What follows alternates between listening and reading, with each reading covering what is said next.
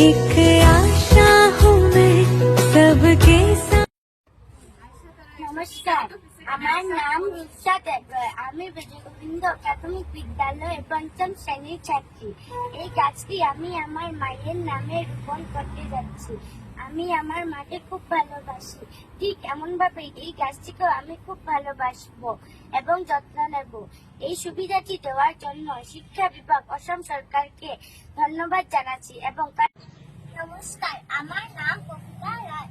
আমি ব্রজগোবিন্দ প্রাথমিক বিদ্যালয়ে পঞ্চম শ্রেণীতে পড়ি।